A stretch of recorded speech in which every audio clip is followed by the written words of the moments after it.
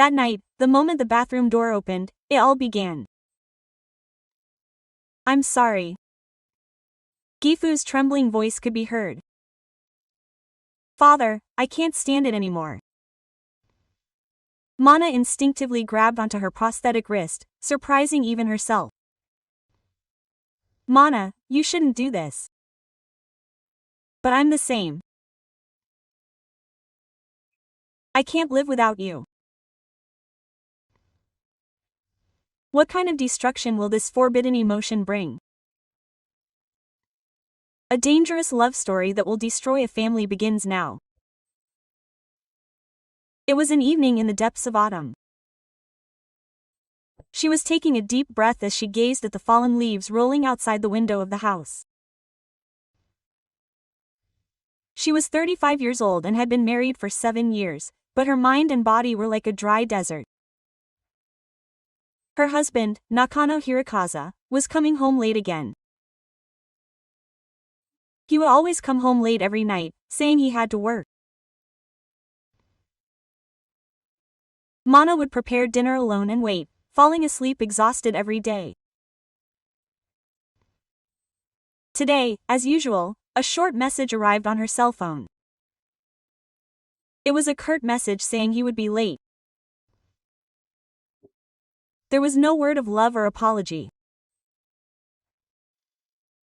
Mana stared at her cell phone with a bitter expression on her face. At that moment, a sound was heard. It was her father-in-law, Tetsuo Tanaka, who had been tending to the garden until late at night. Tetsuo, 58, had retired early from his company 3 years ago and had been devoting himself to tending to the Japanese garden at home. Mana poured a large cup of hot tea and headed to the garden.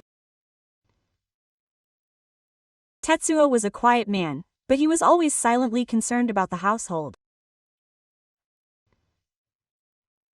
When Mana politely told him that she had brought him tea, her father-in-law looked up and gazed at her. At that moment, Mana was surprised. She sensed a different emotion in her father-in-law's teacup. Was it a warmth filled with concern? Tetsuo expressed his gratitude and asked her if she was still sleeping at such a late hour. His voice. Gifu watched over her kindly. At that moment, something indescribable flowed between the two of them. At that very moment, the sound of a car could be heard from the front door. Gifu had returned. Mana hurriedly stood up, and Gifu quietly began to put away the garden tools. Gifu approached, looking lost, and asked why they were outside together. His voice was more tinged with irritation than doubt. Mana calmly replied that she had gone to make tea to her father. But for some reason, her heart was beating violently in her chest. As if afraid that something would find out, Gifu could not sleep even when she lay in bed that night. Because her father-in-law's warm touch and voice kept echoing through her heart. She was surprised that she felt such emotions, but it was also a warmth she hadn't felt in a long time during farming. Mana thought as she gazed at her husband sleeping next to her. When had our relationship become so cold? And why did Gifu's words stay in her heart for so long? Mana had unknowingly taken the first step toward dangerous feelings. But she didn't know it at the time. This was the beginning of something that would change everything. The next morning, Mana woke up earlier than usual. The conversation with Gifu the whole night had left a lasting impression on her, and she couldn't fall asleep easily. While preparing breakfast in the kitchen, she looked out the window and saw Gifu already training for the second episode. Mana poured a large pot of hot coffee and headed outside. Her father-in-law was tending to the moon tree. but stopped what he was doing when he saw Mana. He told Mana that she was up early and asked if she had slept well last night. He was worried that she looked very tired. His words warmed Mana's heart again. Her husband hadn't even noticed how tired he looked, but his father-in-law could tell at a glance. As Mana handed her the coffee, her father-in-law's hand lightly touched hers. At that moment, Mana felt her heart beat faster. It was strange. It was such a simple touch. Why did such feelings arise? His father-in-law expressed his gratitude and told her to feel free to talk to him anytime if she had anything she wanted to talk to him about. At those words, Mana looked up and looked at her father-in-law. His gaze was filled with genuine concern and warmth. For the first time since her marriage, she felt like someone was genuinely interested in her. At that moment, she could hear Kuha washing her clothes from inside the house. She was looking for a shirt and shouting for him to hurry up. Mana hurriedly went inside. Kuha, who was shaving in the washroom, asked her where she had been since morning in frustration. He told her to do her housework properly. When she replied that she had brought coffee for her father-in-law, he smiled sweetly. He said it was a waste of time and that there was no need to do such a thing. Those words pierced Mana's heart like a sword. Even a small gesture of kindness towards Gifu was a waste of time. Mana went to look for her husband's shirt without saying anything. After Gifu left for work, Mana started cleaning the house alone. However, strangely enough, she stopped in front of Gifu's room. She could hear the sound of him reading a book through the gap in the door. It was her father-in-law reading an embroidery. He could hear his deep, low voice reciting, "Love is like a river flowing through the heart." Mana's heart raced. It was a more refined and mature side of her that she had never heard from her husband before. Mana hurriedly left the place, but Gifu's voice remained in her ears. Why did these feelings arise? Is it okay to have these feelings? In the afternoon, while hanging out the laundry, Mana met her father-in-law. Gifu was holding a single moonflower that he had collected from the garden. Gifu thought that the flower had bloomed so beautifully that he wanted to give it to Mana. Ma's hands trembled again as she accepted the flower. Receiving flowers had never been so heartwarming. Her husband had never bought her flowers since they got married. Mana held the flowers in her arms and smiled. Her father-in-law's gaze wavered for a moment when he saw her smile. A subtle tension flowed between the two. Her father-in-law thought to Mana, "You're such a nice person." Those words made Mana feel better. She couldn't remember the last time she had heard such a compliment. Hannah replied, "Your father is truly a wonderful person." Gifu was speechless for a while. The distance between the two seemed to have strangely become closer. That evening, he called to say that he would be late again. Mana and Gifu decided to have dinner alone. Gifu said that he couldn't handle letting her eat alone every day. Hannah replied that she was fine, and said that she was actually happy to be eating with her father. At that moment, their eyes met. Mana sensed a different emotion in her father-in-law's gaze. And she realized that she was feeling the same emotion. It was a dangerous emotion. But Mana couldn't push back those feelings. It was the warmth she had been yearning for so long. As the night wore on, Mana's mind became increasingly confused. Were these feelings towards Gifu normal? Or was it simply a result of loneliness? Mana lay in her room, staring at the ceiling, pondering. But she couldn't find an answer. There was one thing she was certain of. Only when she was with Gifu could she truly feel alive. As the days passed, the subtle feelings between Mana and Gifu gradually grew worse. Mana began to bring Gifu coffee every morning, and Gifu would also place a single daisy flower in front of the room every day. It was a particularly hot summer day. She was sweating while cleaning Mana. Just then, another boiler broke down, so she had to use the main boiler. When Mana hesitantly asked if she could use the boiler, Gifu nodded and told her to feel free to use it. He said he was in the garden. Mana entered the bathroom with peace of mind.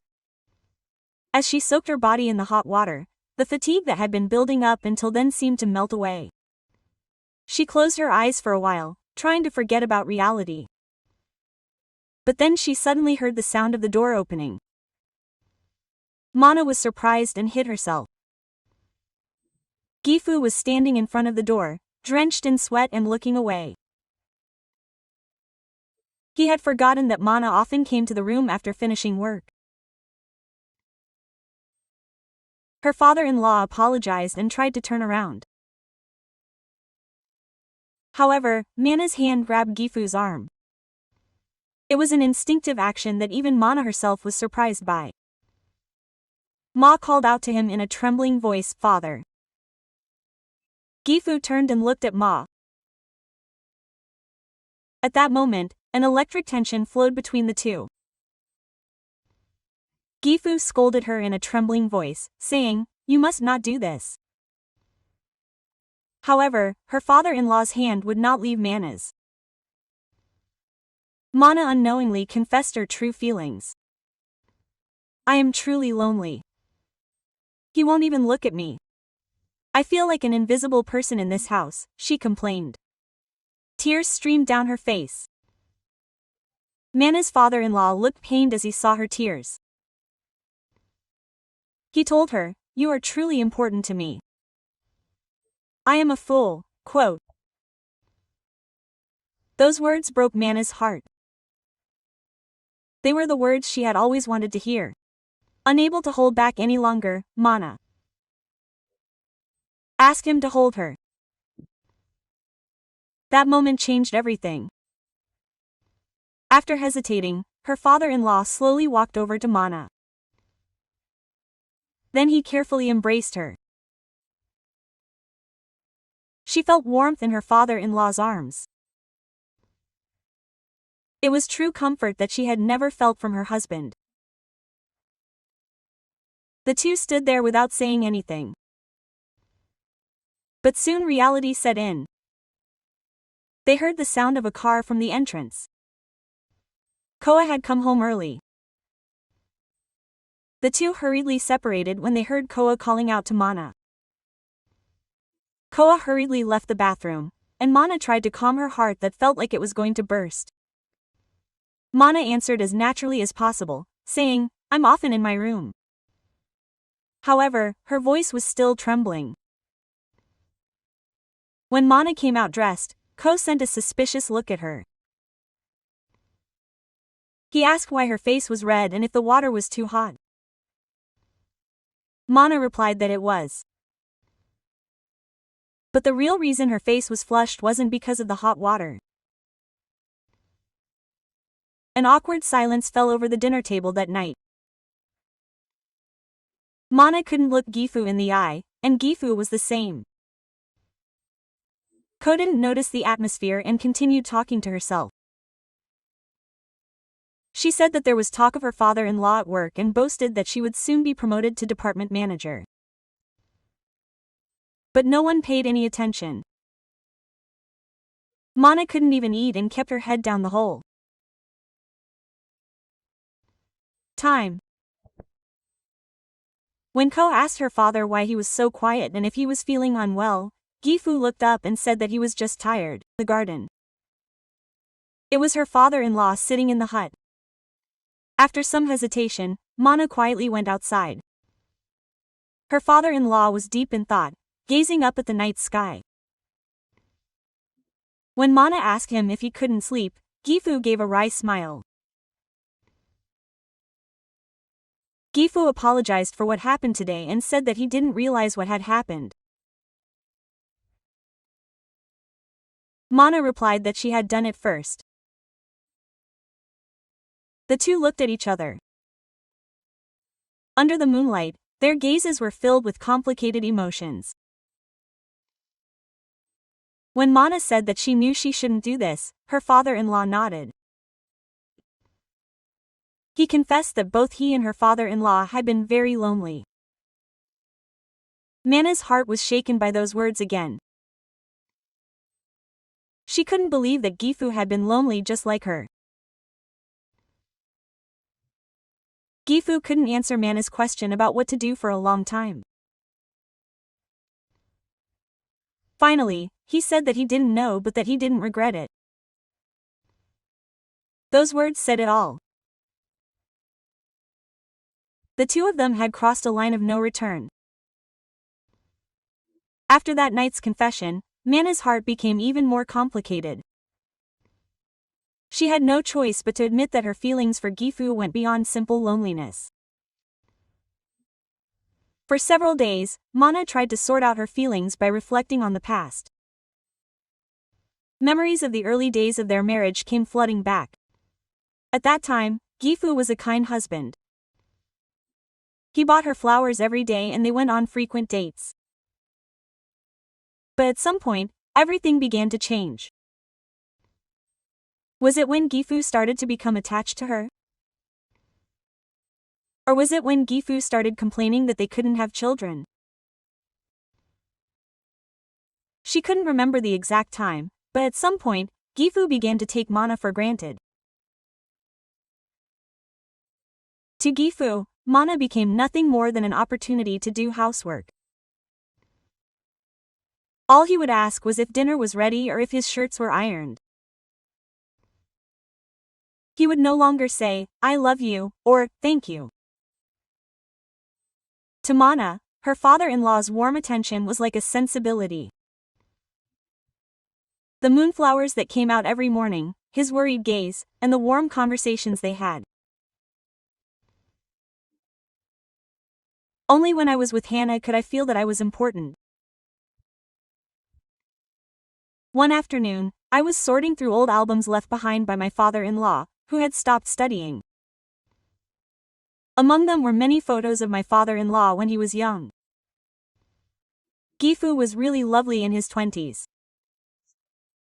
His deep gaze and simple figure gave a completely different impression from his current mature charm. Mana felt her heart beat faster as she looked at the photos. Mana was surprised by a sudden voice. Gifu had come in without her noticing and was standing behind her. Her father-in-law sat next to Mana and began looking through the albums with her. He inserted a photo and said that it was a photo of him when he first started working at the age of 25. His voice was filled with nostalgia. Mana's heart swelled as she stared at his profile. He was still quite attractive, so when Mana said that he was really cool, Gifu laughed smugly and said that was a long time ago. He was old now. However, Mana confessed her true feelings, saying that he still really was cool, even to this day. At that moment, their eyes met. Gifu's chin shook. When Gifu called Mana's name in a trembling voice, Mana wanted to express her feelings honestly. She confessed that she was happiest when she was with her father. Her confession made her father-in-law deeply understand and asked if it was okay for them to do such a thing. Mana replied that she didn't know, but she couldn't stop it. Gifu looked down at Mana's honest feelings. Gifu could tell from her father-in-law that he felt the same way.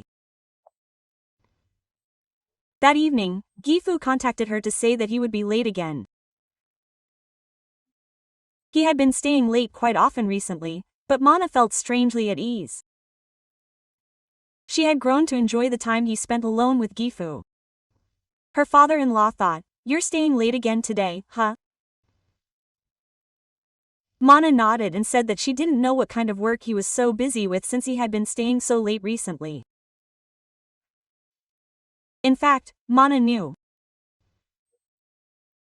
She had seen a certain woman's name on his cell phone quite often. It was Sadazaki. However, she wasn't sure, so she hadn't told anyone. Gifu asked Shincho if perhaps he didn't care about her. Mana was moved to tears by the question. She had never thought she would be so grateful for someone worrying about her.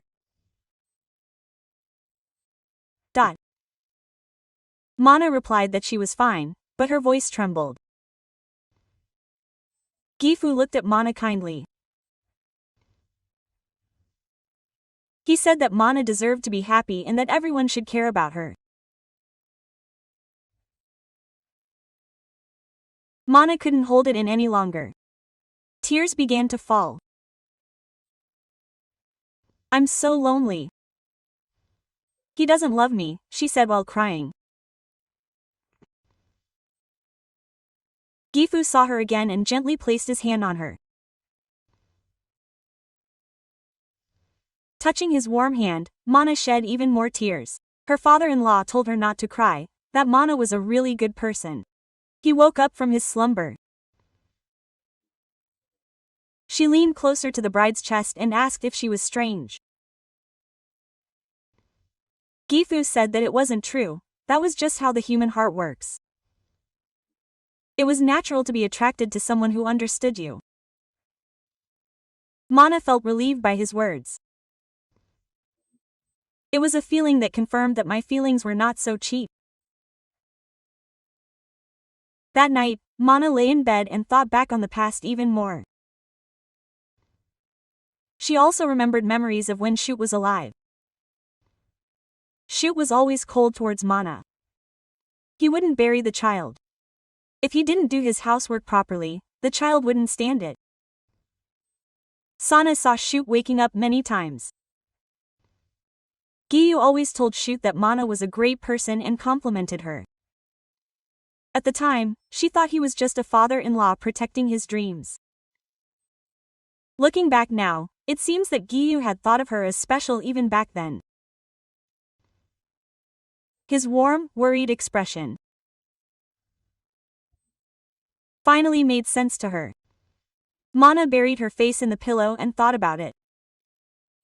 Is it okay to have these feelings? But her heart was already leaning towards her father-in-law. So deep that there was no going back. As the feelings between Mana and Giyu deepened, the atmosphere in the house began to change subtly. The two were acting politely while being aware of each other, but that in itself created a great deal of tension when they returned home. In the morning, Mana woke up earlier than usual and prepared breakfast.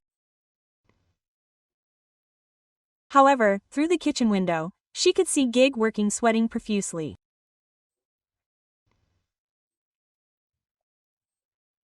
He had taken off his jacket because of the summer heat, but he looked incredibly toned for his age of 58.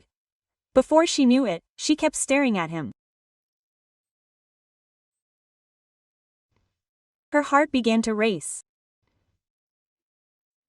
She was ashamed of herself for feeling this way, but she couldn't look away.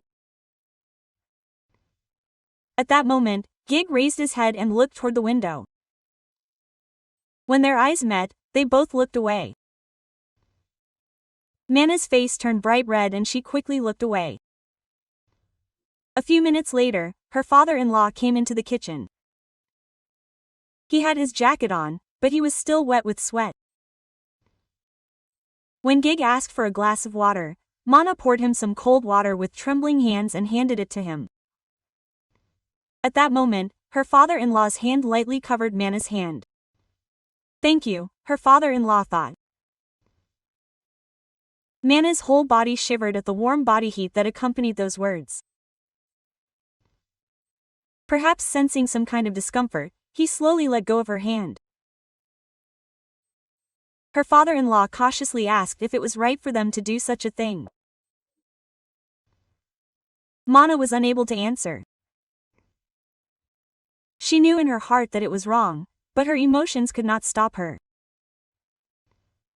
At that moment, Ko came down to the kitchen.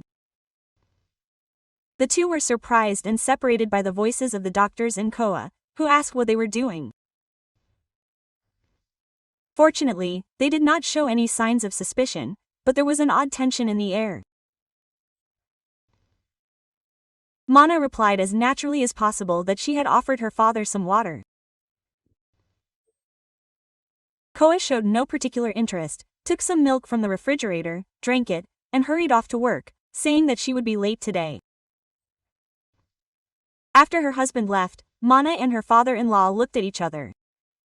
Koa had a completely different atmosphere from when they had hugged each other. Her father-in-law told her to be careful, but in Mana's heart, the urge to go over 1,000 was already growing stronger. In the afternoon, Mana was doing laundry and found her father-in-law's shirt. The sweat-soaked shirt smelled of gifu and ku. Mana unconsciously held the shirt to her chest. Mana hurriedly put her shirt in the laundry after hearing the sudden voice. Before she knew it, Yoshigu had entered and was standing there. When Gifu asked what Mana was doing, Mana replied that she was making a choice while doing so. Gifu's expression became complicated when he saw Mana's confused state. Yoshigu also realized that the trap's actions were not a simple process of organizing choices. Mana gasped as Yoshigu took a step closer while calling Mana's name. The distance between the two grew closer. When Mana called out "Father" in a trembling voice, her father-in-law could no longer contain his gaze and stared at Mana. His words were filled with emotions that could no longer be hidden. As Yoshigu was at a loss for words, the sound of the front door suddenly came.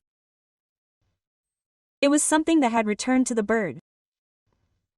The two of them hurriedly separated, and Mana tried to calm her heart that felt like it was about to burst. When Koa shouted, searching for the document number, Mana replied in a trembling voice, "I think it's on the sofa in the living room." Koa found the document number and went out again, but as she did so, she looked back and forth between the two of them with a suspicious look on her face. When Koa asked why both of them looked strange and if something had happened, she lied and said that Manor didn't have it either. However, Koa had a somewhat uneasy expression on her face. Still, she said that she really was going to be late and left. After Koa left, a heavy silence fell over the house. Mato and Gifu looked at each other and realized how dangerous the situation had been. Gifu told them in a worried voice that if they stayed like this, they might be found someday. It was true that Mana was afraid of being found, but what she was even more afraid of was being separated from Gifu. When Mana asked what she should do, Ayumu was unable to answer for a long time. Yoshi didn't know the answer either. Gifu said that he didn't know, but that it wouldn't work if they did it this way, and there was deep worry in his voice. An awkward silence fell over the dinner table that evening. Koha looked back and forth between the two of them with a suspicious look on her face. When her father asked if there was anything strange about her lately and if there was anything that was bothering her, she replied that it was nothing serious and that she thought it was just because she was getting older. Koha said that Tenma had also been acting strangely lately and seemed to be thinking about something else. Her gaze, glaring at her, made her look cold. She denied it, but her denial was unconvincing. Koha had a look on her face as if she had sensed something. Mana couldn't sleep that night. Koha's suspicious gaze was remembered by the partition. She was terrified that she might really be found out, but at the same time, her anxiety about Shiyahama's house only grew stronger. When she went out to use the bathroom in the morning, she saw light leaking out from her father-in-law's room. It seemed that her father-in-law was also having trouble sleeping. After some hesitation, Mana quietly knocked on her father-in-law's door. When she said, "It's Mana," the door opened and a tired-looking man appeared. When Yoshi asked if she couldn't sleep, Mana replied that she couldn't either. Her father-in-law urged Mana to come into the room, and the two sat across from each other in the room. Gifu said that Koa was starting to realize that she really needed to be careful. When Mana asked tearfully what would happen from now on, Gifu held her hand. As if to say that it might be the last time, a shocking discovery awaited Mana a few days later. While Yoshi was out taking a shower, a message arrived on his cell phone, and he checked it, but the contents shook Mana's world. It was a message from a woman named Sadazaki. It said, "Can we meet again tonight? I want to see you so much I'm dying." Quote. Mana's hands trembled. Something she had never imagined would happen had become a reality. Even more shocking were the messages that followed. "Will we be living together soon?" Another message asked her to move out of the house. Another said, "When are you going to tell your wife?" And, "Mitsuno is tired." 2. Quote. Mana almost dropped her cell phone. Not only was Kazu cheating on her, but he was already seriously planning to remarry. When the sound of the shower stopped, Mana hurriedly put her cell phone back where it was and went into the bedroom. However, anger and a feeling of betrayal were swirling inside her. When Ko came out of the shower, Mana acted as if nothing had changed. However, deep down, she was filled with disgust at the whole situation.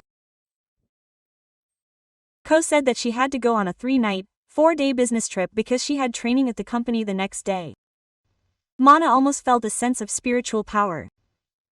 If it's training, then she must be going on a trip with that woman named Sadasaki. Mana replied calmly, "Is that so? Please be careful when you say that." Quote. Ko looked at Tsumugi's unconcerned reaction in surprise. Usually, when she said she was going on a business trip, Tsumugi would worry and make various preparations, but she said that she couldn't do it today. Mana replied coldly, "There's nothing special to prepare." Koa thought about it, but quickly turned her attention away. Ma had already lost interest anyway.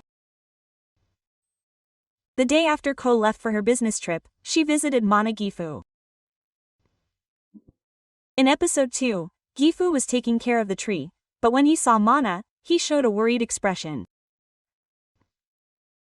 His face was very gloomy, but he asked if something was wrong. Mana could no longer hold back her father-in-law's warm concern. Tears began to flow down her face. Mana told him everything about the message she had seen yesterday, about how Gifu was cheating on her. Gifu's face gradually hardened. He cried out in a voice laced with anger, "How could that son of mine do such a thing?" Seeing Gifu like that warmed Mana's heart. She was grateful that there was someone who would be angry for her. Mana wondered if she was really there. She believed that Gifu loved her, she said while crying. Gifu gently stroked Mana and said, "It's not your fault, Mana. You're the kind of person who doesn't avoid me. Quote. Touching his warm hand, Mana shed even more tears. She said, I don't know what to do from now on. It feels like all the 7 years of married life I've dedicated to have become meaningless. Quote. Gifu was good enough for Mana. But I just didn't know how important Manaha was to me, he replied. At those words, he looked at Manika. His gaze was filled with both genuine comfort and some other emotion. When Mana asked how she should live her life from now on, Gifu replied that she was still young and that a new beginning was possible.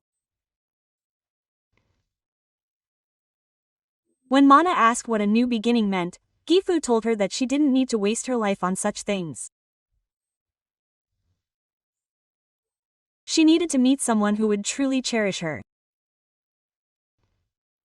Mana's heart swelled at Gifu's words. Could he be referring to her? Just as she was about to say that, he spoke first. He confessed that he had known about the affair as well. Mana was surprised.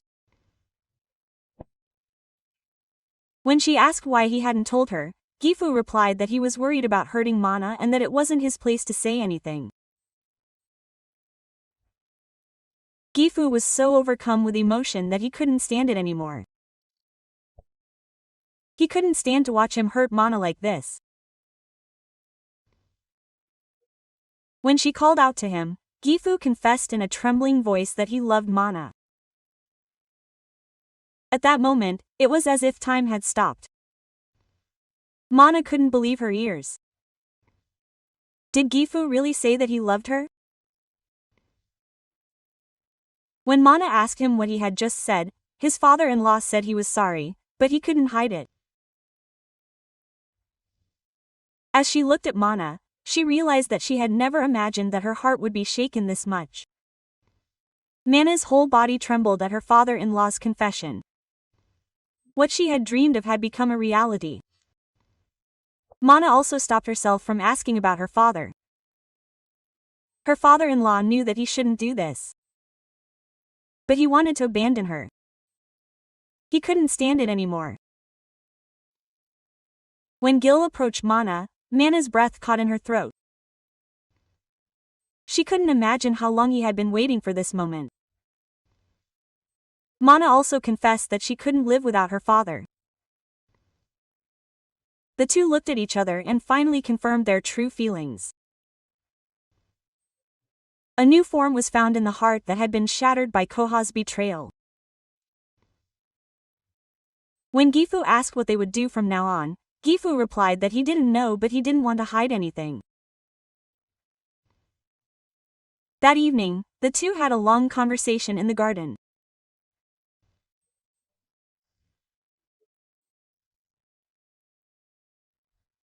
After this betrayal, Gifu asked Mana what she would do if Ko returned, to which Gifu firmly replied that she would have to sort everything out then. She could no longer maintain this fake family relationship. When Mana asked if she was really okay, Gifu replied that he couldn't live without her anymore and that he never thought he would have these feelings. Mana decided not to hesitate anymore after Gifu's heartfelt confession. She figured that since Ko had betrayed her, she now had the right to find her own happiness. That night, the two finally confirmed their feelings for each other completely. The feelings they had suppressed for so long came flooding out. They were crossing a river from which there was no going back. After Gifu's confession, Mana felt as if she was living in a completely new world.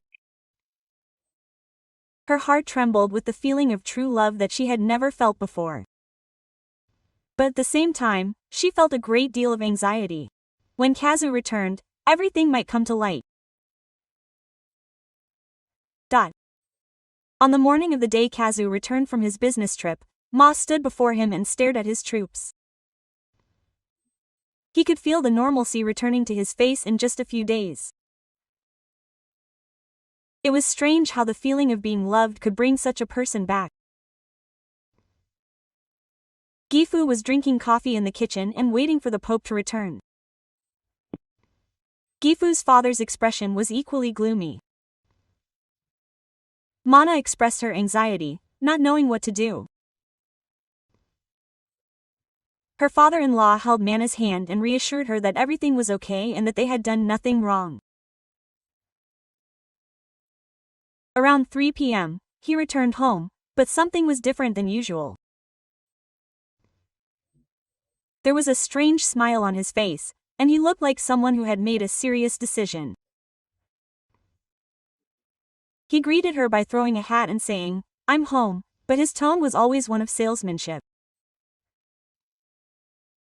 When Mana asked if she was tired from her business trip, he started to say something, looked at his father-in-law, and stopped talking. Then he asked his father-in-law if he could come out for a moment, saying he had something to talk to Mana about.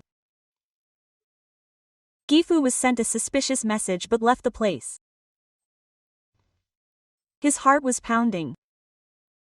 Could it be that he had been found? Ko told Tenma to sit down, and his voice was more serious than usual. Ko started talking about how they were going to settle things. When Mana asked him what he meant by settlement, he honestly confessed that he had found someone else, as if it were nothing. He said that she was a junior at work, as if they were talking about the weather. He said that she was a really good girl and that she really loved him. Mana was taken aback and started laughing. When she asked if he wanted a divorce, Ko simply replied that they had already lost interest in each other. Mana was filled with anger. How could he try to settle a marriage that had been going on for years so easily? He was the one who cheated on her first, and Ko couldn't stand the shame of Mana's love for him fading. When Mana asked Ko if she knew, Mana shouted, "What if you found out?" "It's not over, you ended it," she shouted. At that moment, her father-in-law heard the voice and came in. When Yoshi asked what was going on, Kazu suddenly told him that they were getting divorced. His father-in-law looked shocked and suddenly asked what he was talking about. Ko replied that her father must know how their marriage was. They had no children and had never seen each other.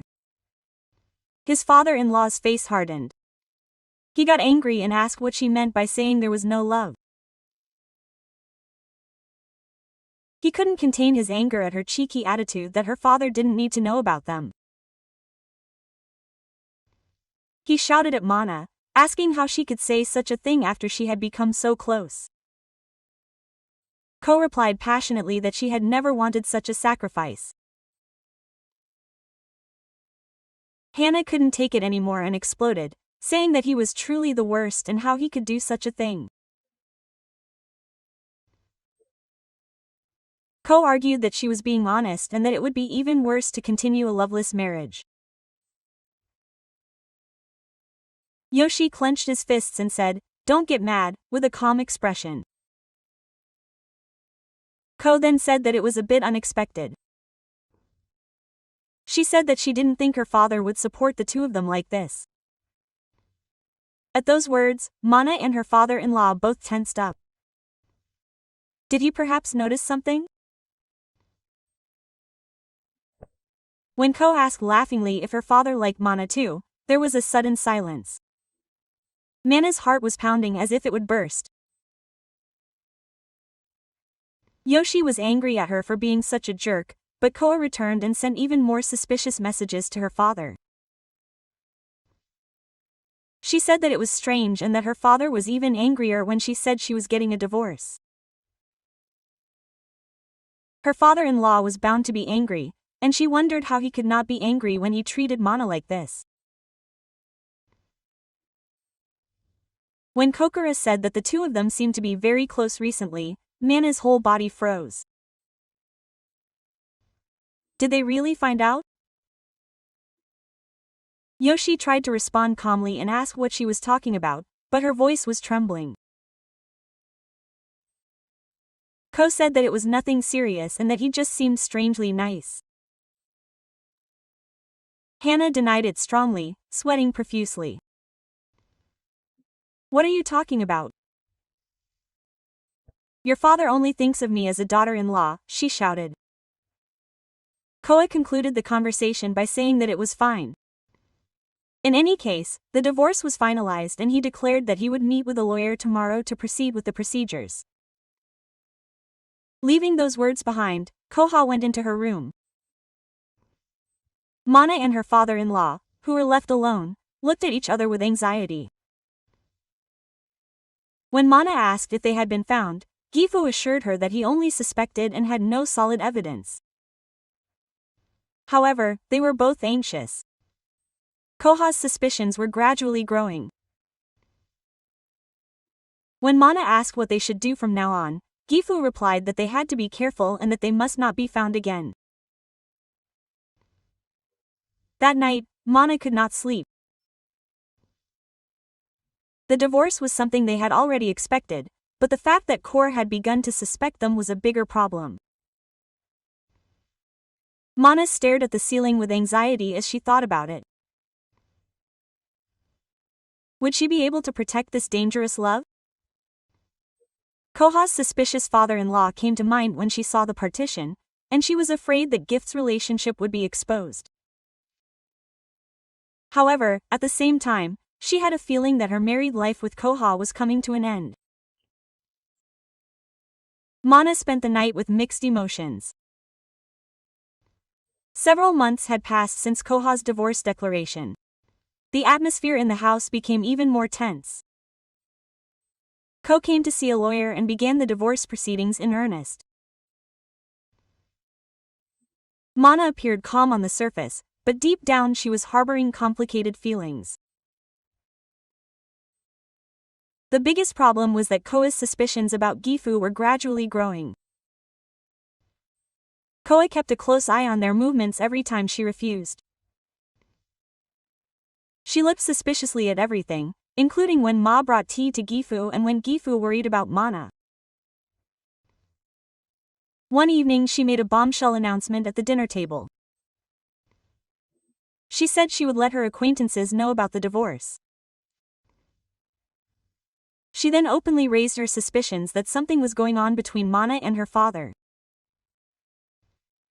Koa continued her story with a sullen expression.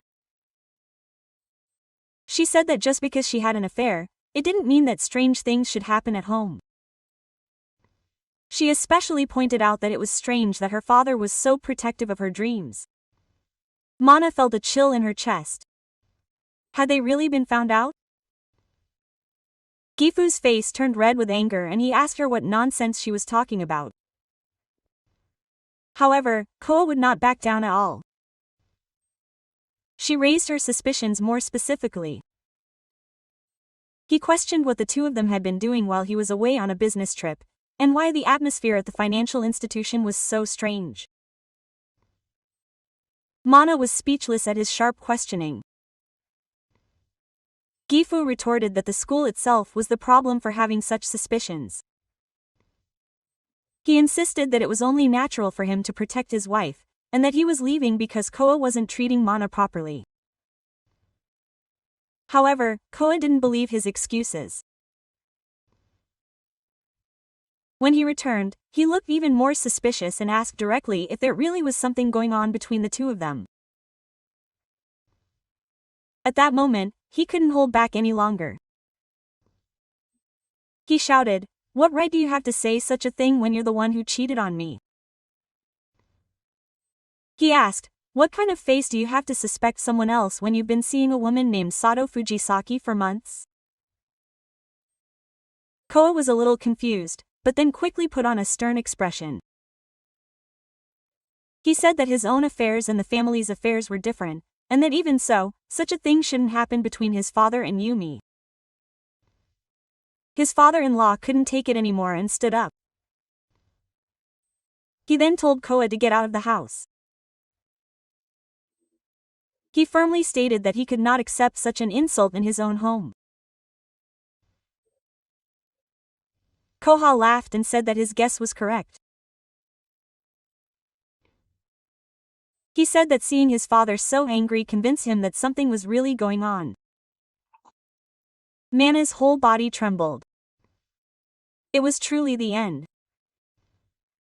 But at the same time, she felt a sense of relief that she no longer had to hide it. Gifu spoke in a quiet but firm voice. He said that since Koha had abandoned Mana, he would now protect her. His words were filled with the determination that he would no longer hide it. Hearing those words, Mana was completely convinced that there really was something between his father and his wife. His face went blank with anger and shock. Koha screamed.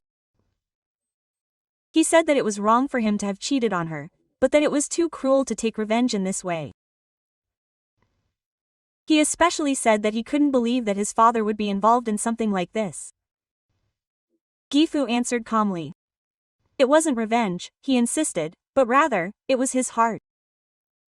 Mana was someone who deserved to be loved, and he declared that he would give her that love. That confession completely made Ko lose all reason. She shouted at her father, hurling insults at him, saying she didn't understand. She cried and asked how he could steal her son's wife. But Gifu wasn't swayed at all. When she returned, she spoke even more firmly. She insisted that since Koha had abandoned Mana first, she was now his. Mana watched the whole situation unfold, her heart pounding, but she couldn't help but feel sad that her father-in-law had fought so hard for her for so long. In the end, Gifu declared that he would leave the house. He said that he couldn't live in a house like this. However, he said that they wouldn't pretend to divide the assets when they divorced, and that he had parents who were good enough. Gifu told her that assets didn't matter. He thought that what mattered was Mana's happiness. Mana was moved to tears by those words. She was grateful that there was someone who thought only of her. After Koha packed her things and left, the house instantly became quiet. Mana and Gifu were now sitting across from each other. Everything had become a big deal. Her father-in-law asked Mana if she had any regrets. He felt he had to walk a path that he could no longer turn back from. He shook off Hanamimi. He said he had no regrets at all, and that he felt like his true life was finally beginning. That night, the two talked for a long time in the garden. They talked about their future plans, people's opinions, and their love for each other. They knew that there would be a difficult road ahead, but they could overcome it if they were together. Mana felt truly free for the first time. She no longer had to maintain a tenuous marriage or hide her feelings. The love of the gift could begin openly. A year passed after that. Mana and Gifu had overcome many difficulties and were bound by their love. The way the people around them looked at them gradually changed. Seeing how they devotedly cared for the bride, people began to understand what true love was. The season returned to autumn once again. Mana and her father-in-law sat in the morning sun in the garden where they had first confirmed their love. Compared to this time a year ago, so much had happened. There had been trials and pain, but in the end, they had found true happiness. Her father-in-law held Mana's hand and walked with her. He said that no matter what people in the world said, the moments he spent with Mana were like a gift. He wanted to live the rest of his life happily with Mana. Mana also confessed her feelings to him. He said that at first, his feelings started with loneliness, but now they have changed into true love. He said that he couldn't imagine a life without Mana. He said that he wanted to be with her for the rest of his life. The two made a new promise. Although they could not legally become husband and wife, they were determined in their hearts to live as a real couple. They promised to love and care for each other until the end and spend a happy old life together. Mana looked in the mirror and smiled. The person she was a year ago and the person she is now were completely different. At that time, she was a lonely and hurt woman, but now she was a woman who was loved and happy. Yoshigu felt the same way. The loneliness he felt when he was alone was gone, and he couldn't stop laughing every day. Every single day he spent with Mana was a joy. The neighbors were also impressed when they saw the two of them. They praised them as a couple who showed true love that transcended age. At first, the people who had evacuated had now returned and looked to the two as role models. Grandma Yamada Hanako was very kind to the two. Just seeing them fulfill the love she herself could not do made her happy. And she encouraged them to protect their love until the end. When winter came, Mana's father-in-law gazed out at the old garden. The white snow covered the entire world, as if heralding a new beginning. Mana's father-in-law responded to Mana. It seemed that he had only realized how beautiful life could be since he met Mana. He said that he was grateful for each day and looked forward to tomorrow when they could be together. Mana also smiled happily as she looked at Mana. At first, she thought it was a forbidden love, but now she was convinced that it was the most beautiful love in the world. Age, relationship, and the world's gaze were nothing in the face of true love. The story of their love thus opened up new possibilities. Many things would still await them, but with each other, they felt that they could overcome anything. Mana and her father-in-law held hands and gazed out at the old snow-covered garden. They were two people who showed the world that love has no age or religion, hoping that their love, pure and beautiful like white snow, would last forever. Their love was finally complete. It was the most beautiful love story in the world, starting with loneliness and ending with true happiness. Thank you for listening to this long story. I will finish this remote with all my heart, hoping that their love will continue for a long time to come.